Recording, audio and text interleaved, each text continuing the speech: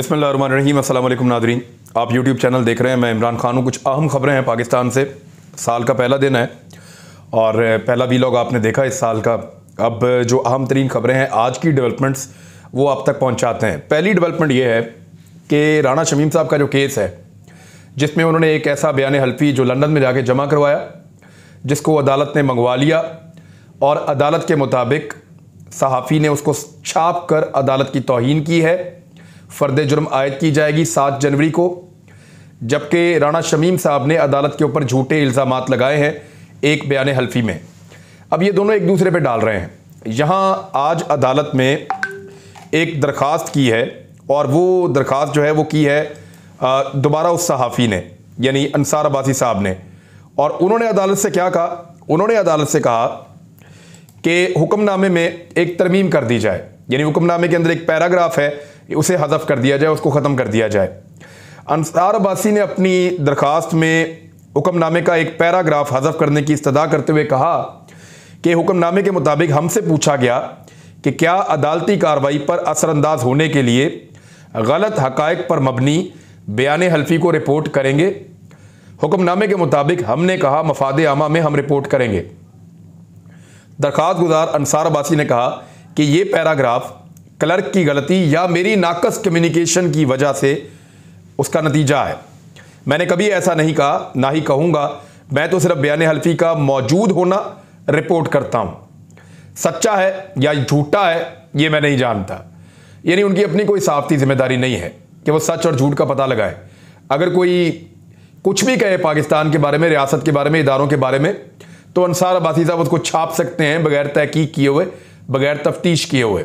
ये भी पता नहीं किया कि जिस जज के बारे में वो कह रहे हैं वो तो उस वक्त छुट्टी पे थे ही नहीं, और जिस तरह की बातें वो रिपोर्ट कर रहे हैं वो तो हक़ाइक़ के मुनाफी हैं। अब राणा शमीम कुछ भी कहेंगे तो वो रिपोर्ट कर देंगे, ये गलत है। और दूसरा, ये जुमला हज़फ करने का कह रहे हैं, ये एक्चुअली रिपोर्ट हुआ था, मैंने भी रिपोर्ट किया था। आमिर गौरी साहब जो इनके एडिटर हैं, उन्होंने ये बात कही थी अदालत के अंदर कि हम मफाद आमा के अंदर रिपोर्ट करते हैं। ये उन्होंने कहा था और अदालत को बरमला कहा था, जिसके बाद अदालत ने इनको, अब ये अपनी अपनी सारे जान बचाने के चक्कर में लगे हुए हैं और वो जो बयान हल्फी नवाज शरीफ साहब को फ़ायदा देने के लिए लंदन में जाकर राणा शमीम साहब ने नोटराइज करवाया, वो अब उल्टा सबके गले में टायर बन के पड़ गया है और अब जान छूटती हुई नज़र नहीं आ रही। इसी केस में डेवलपमेंट ये है कि तौहीन अदालत का केस है। अब ये इस्लामाबाद हाई कोर्ट ने अटॉर्नी जनरल को प्रोसिक्यूटर मुकर्रर कर दिया है। इस्लामाबाद हाई कोर्ट ने साबिक चीफ जज राणा मोहम्मद शमीम और जंग मीडिया ग्रुप के editor in chief Mir Shakeel Rahman, Ansar Abbasi और आमिर गौरी के खिलाफ तौहीन अदालत केस में अटॉर्नी जनरल खालिद जावेद खान को प्रोसिक्यूटर मुकर्रर कर दिया है। अतर मनल्ला साहब हलफनामे केस में तहरीरी हुक्मनामा जो उन्होंने जारी किया, उसके बाद प्रोसिक्यूटर का तकर्रर अमल में आया है। अब ये ज़्यादा मुश्किलात बढ़ जाएंगी उन लोगों के लिए जिन्होंने ये बयान हल्फी लिखकर नोटराइज करवाया, फिर जिन्होंने उसको छापा, जो उसके ऊपर खड़े हो गए और उन्होंने कहा कि हमने मफाद आमा में इसको छापा है। तो ये सारी चीज़ें अब उल्टा गले पड़ रही हैं। यानी किसी के लिए कोई गड़ा खोदता है तो बाज़ औक़ात उस गड़े में खुद ही गिर जाता है। अच्छा, राणा शमीम साहब के जो वकील है वो एक अजीब दलील दे रहे हैं। वो ये कह रहे हैं कि राणा शमीम ने इस बात का पूरा ख्याल रखा कि जो बयान हल्फी उन्होंने जमा करवाया है या उन्होंने जो बयान हल्फी नोटराइज करवाया है बरतानिया में, उसको कभी भी पब्लिक या लीक ना किया जाए। अच्छा, एक तरफ जो इनका पहला मौक़िफ़ आया था वो ये था कि मेरी बीवी की मरते दम तक ये ख्वाहिश थी कि नवाज शरीफ साहब के साथ जो जुल्म हुआ है मैं उसका राज उगल दूं, और मैंने इसीलिए आज ये राज खोला है। बयान हल्फी के अंदर कह रहे हैं मैं बताना चाहता था। वकील अदालत में कह रहे हैं कि वो इस बात का ख्याल रख रहे थे कि किसी को पता ही ना चले। तो फिर बयान हल्फी का फ़ायदा क्या था?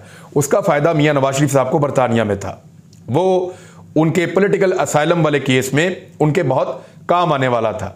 लेकिन इसी बयान हल्फी पर अगर यहाँ इस्लामाबाद हाई कोर्ट में सज़ा हो जाती है और ये झूठा करार दे दिया जाता है, तो ये अदालती फ़ैसला उस बयान हल्फी की कानूनी हैसियत को चैलेंज कर देगा। अब सरीना ईसा साहिबा ने आज एक ख़त लिखा है हुकूमत वक्त को, और सिंध हुकूमत को और वफाकी हुकूमत को ये ख़त पहुँचा है। उन्होंने कहा कि उनको वो कुछ तज़ीन व आराइश कर रही थी अपने घर की, अपनी बेटी के साथ। कुछ लोग आए, उन्होंने पूछगछ की और चले गए, और ये 2 लोग थे। उन्होंने कहा दोबारा आएंगे, बेहतर है कि आप मालूमात फराहम कर दें या फिर नताइज भुगतने के लिए तैयार हो जाएं। क्या कोई सरकारी लोग थे, वो खुद कह रही हैं, और मालूमात लेने के लिए आए थे। तो ये अब किस तरह की मालूमात थी, डिटेल्स तो नहीं है, लेकिन नॉर्मली अगर आप किसी नए घर के अंदर शिफ्ट होते हैं या आप किराए का घर लेते हैं या आप घर बनाते हैं और आप वहाँ शिफ्ट होते हैं, तो जो मकामी पुलिस है वो इसका रिकॉर्ड इकट्ठा करती है और ये रिकॉर्ड वो हमेशा रखते हैं कि किस किस घर में कौन कौन रहता है। इवन यहाँ तक है कि हमारे जो घरों में मुलाजिम काम करते हैं उनका रिकॉर्ड भी हमें देना पड़ता है पुलिस स्टेशन में। और ये नए कवानीन के बाद, जैसे ये आपका आया था पाकिस्तान के अंदर दहशतगर्दी जब बहुत बढ़ गई थी, तो फिर नेशनल एक्शन प्लान बना था। उसके बाद फिर पुलिस को अपने मुलाजमीन का, ड्राइवर्स का, गार्ड्स का, सबका बताना पड़ता है कि ये लोग आपके घर में काम कर रहे हैं। और जो लोग नए शिफ्ट होते हैं किसी एरिया में, तो वहाँ पे मालूमात आपको देनी पड़ती है। लेकिन पता नहीं अब ये क्या मामला है, अब मजीद इसकी तफसीलात आएंगी तो आपके साथ शेयर करेंगे। भारत उनका एक खत सामने आ गया है जिसमें उन्होंने ये बात की है। बल्दियाती इलेक्शन पंजाब में क्या पाकिस्तान तहरीक इंसाफ जीतेगी? इमरान खान साहब ने अपने साथियों को मशवरे दिए हैं, तो बज़ाहिर नजर आ रहा है कि पाकिस्तान तहरीक इंसाफ नहीं जीतेगी। पंजाब में बल्दियाती इंतखाबात पाकिस्तान तहरीक इंसाफ बहुत बुरी तरह हार जाएगी और उनके हारने की जो वजूहात हैं उसमें सबसे बड़ी वजह पंजाब में गवर्नेंस के मामलात है। पाकिस्तान तहरीक इंसाफ और पंजाब की जो सूबाई हुकूमत है उसके बीच में बहुत बड़ी खलीज है। उस्मान बुज़दार पंजाब के मीडिया में, पंजाब के लोगों में अपनी जगह नहीं बना पाए, लोगों को ये नहीं बता पाए कि वो भी एक पॉलिटिकल शख्सियत है जो उनको फ़ायदा दे सकते हैं। फिर लाहौर के अंदर ख़ास तौर पे, क्योंकि लाहौर से ये सारी वाइब्स चलती हैं, तो जिस किस्म का कचरा है, जिस किस्म की गंदगी है, जिस किस्म की बैड गवर्नेंस हमने देखी है, और इवन ट्रैफिक जैम हो जाए तो वो भी नहीं खुलता। हालांकि उस्मान बुज़दार शहबाज शरीफ की तरह प्रोटोकॉल नहीं लेते और उस्मान बुज़दार के बच्चों का हमें पता भी नहीं है, जिस तरह शहबाज शरीफ साहब के बच्चों का, पूरे ख़ानदान के प्रोटोकॉल्स, पूरे ख़ानदान के जो हैं वो नखरे उठा रही थी कौम, वो सारा कुछ उस्मान बुज़दार नहीं कर रहे।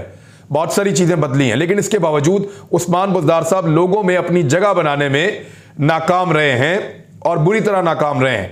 और पाकिस्तान तहरीक इंसाफ में जगह नहीं बना पाए तो आम वोटर में कहां वो जगह बनाएंगे। तो पंजाब में पाकिस्तान तहरीक इंसाफ ये इलेक्शन जीत जाएगी, तो साफ साफ अभी जो नजर आ रहा है वो ये है कि मुमकिन नहीं लगता। और उसकी एक बड़ी वजह यह है कि महंगाई बहुत ज्यादा बढ़ गई है। महंगाई कितनी बड़ी है, यानी अभी तो आखिरी दिन पेट्रोल की कीमत बढ़ी है और शहबाज शरीफ ने, बिलावल भुट्टो जरदारी ने, दोनों ने इसकी मजम्मत की है और वो ये कह रहे हैं कि वाहिद हल ये है कि इमरान खान साहब की हुकूमत को हटाया जाए और दूसरी हुकूमत आ जाए।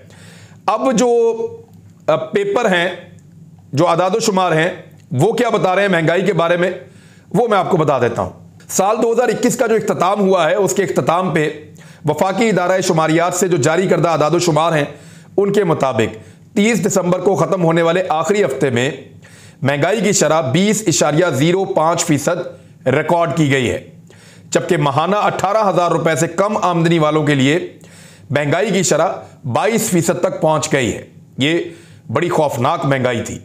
गुज़िश्ता एक हफ्ते के दौरान 22 अशिया महंगी, जबकि 7 अशिया के नरखों में कमी आई है।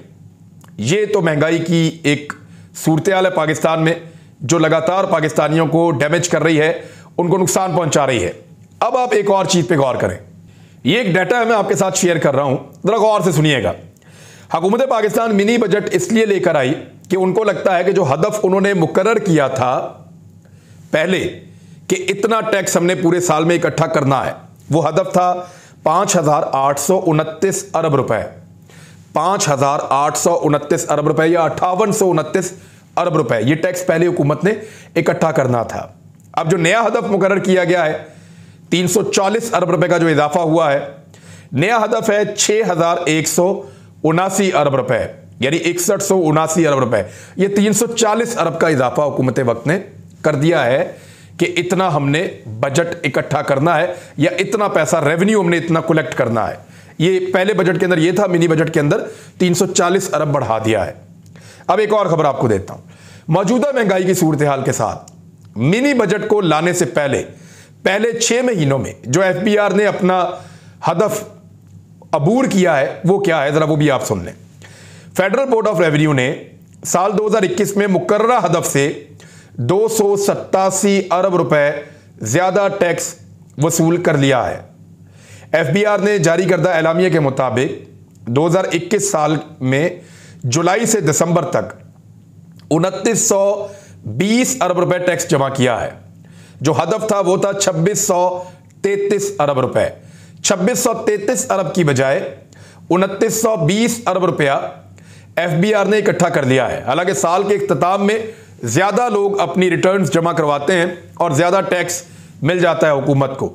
287 अरब रुपए या 32% ज्यादा पहले ही वसूल कर चुकी है हुकूमत वक्त।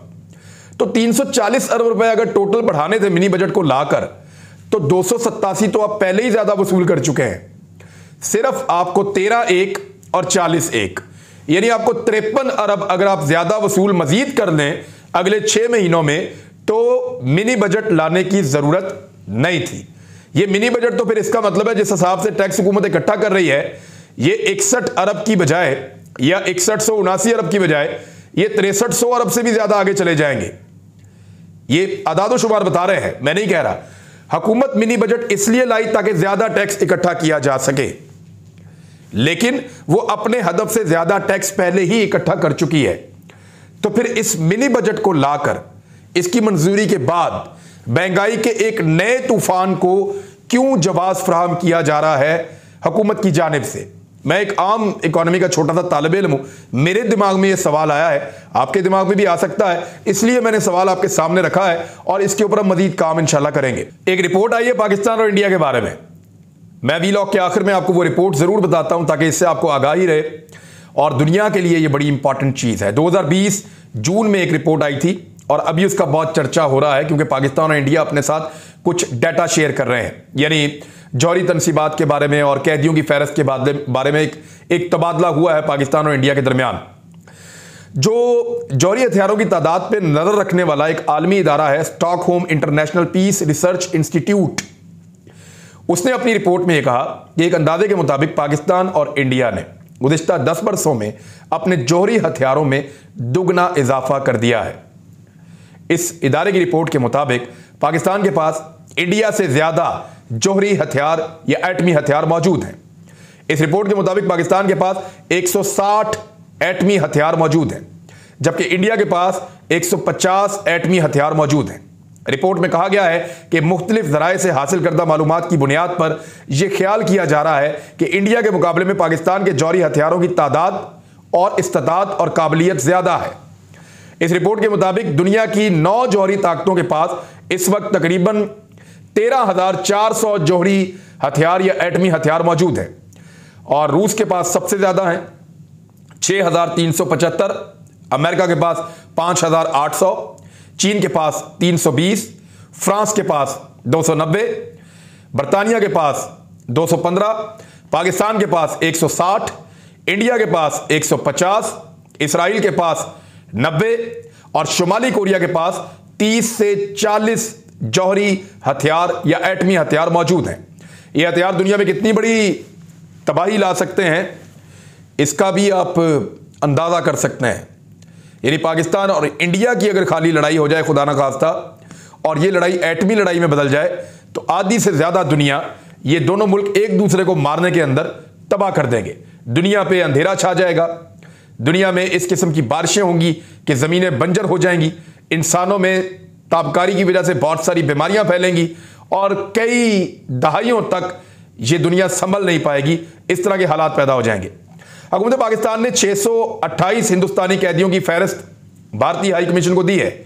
पाकिस्तान में मौजूद भारतीय कैदियों में 51 शहरी हैं और 577 माहीगीर हैं, जबकि भारत की जानिब से हवाले की गई फहरिस्त में 282 पाकिस्तानी शहरी हैं और 73 माहीगीर हैं और 355 टोटल पाकिस्तानी भारतीय जेलों में कैद हैं। मेरे ख्याल में ये जो जेलों के अंदर कैद लोग हैं जो गलती से बॉर्डर क्रॉस कर जाते हैं या पकड़े जाते हैं, इन दोनों हुकूमतों को चाहिए कि उनको उनके प्यारों तक पहुंचाएं। अब यहां पाकिस्तान के पास 628 हैं और भारत के पास 355 पाकिस्तानी हैं। इन सबके घर वाले जो हैं वो अपने प्यारों का इंतजार कर रहे होते हैं। तो इस प्रोसेस को पाकिस्तान और इंडिया तेज करे, एक अच्छी चीज है। अब तक के लिए इतने, अपना ख्याल रखिएगा, अपने इस चैनल का भी। अल्लाह हाफिज।